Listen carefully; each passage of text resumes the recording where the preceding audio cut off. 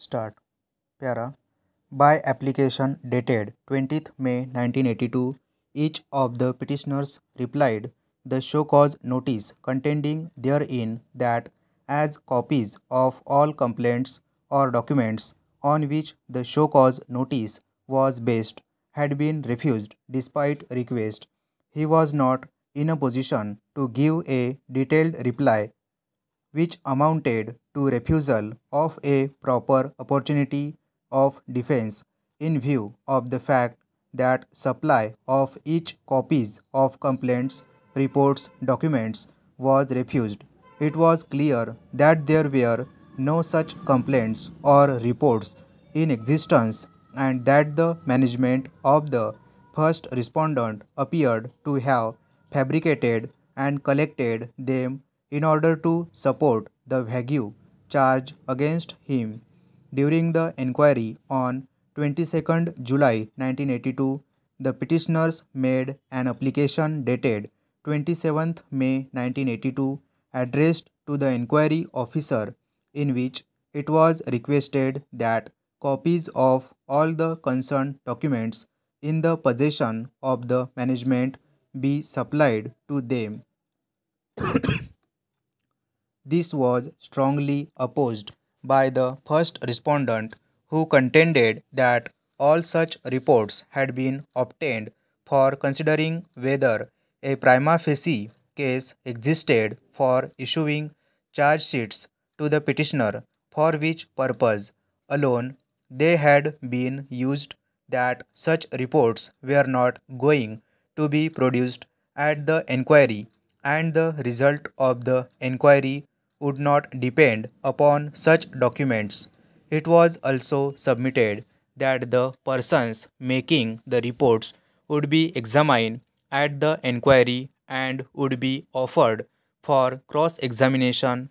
The inquiry officer, by an order dated 22nd July 1982, directed that copies of statements witnesses recorded prior to the issuing of the charge sheets be supplied to the delinquent petitioners as it was required in law.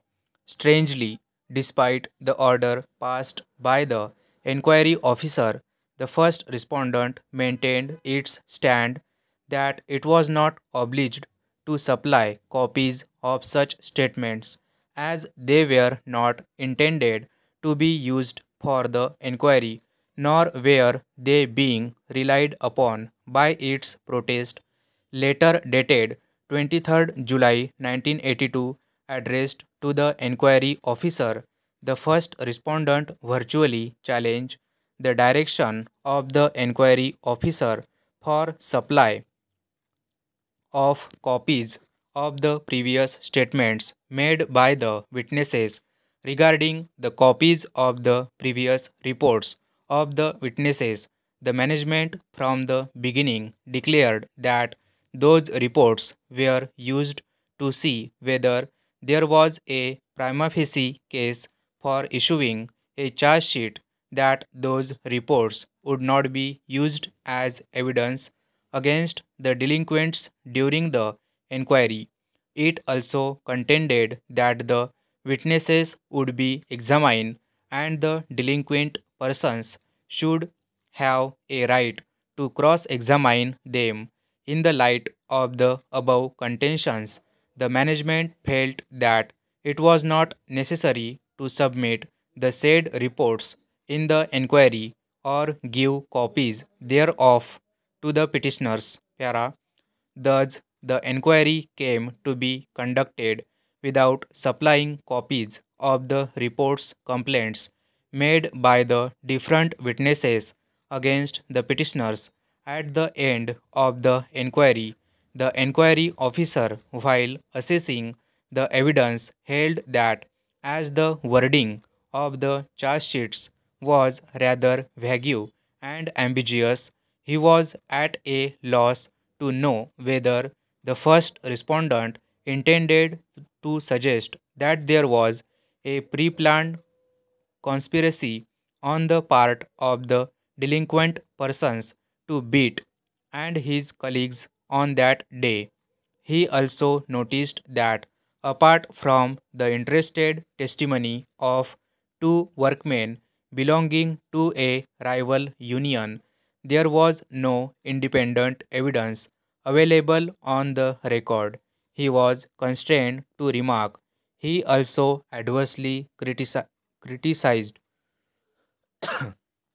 the conduct of the first respondent management not making available contemporaneous reports of the security and other officers, and observed that had such reports been available, many of the one-sided allegations about the inquiry could have been dispelled, and it would have been possible to arrive at the truth about how the trouble arose and developed.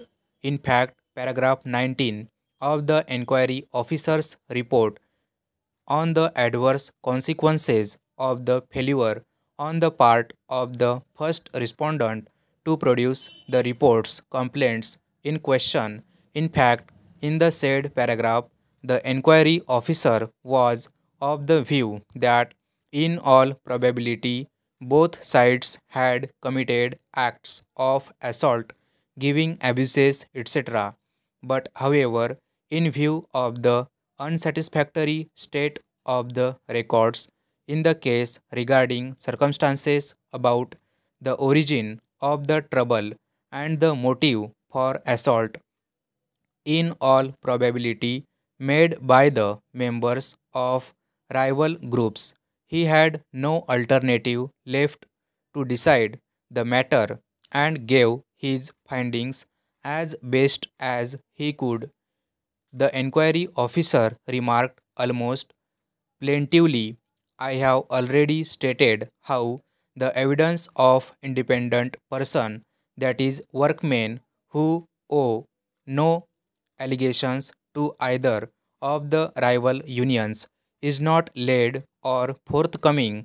I also feel that perhaps in the reports or complaints received by the management, names of such independent workmen are likely to be there. Stop.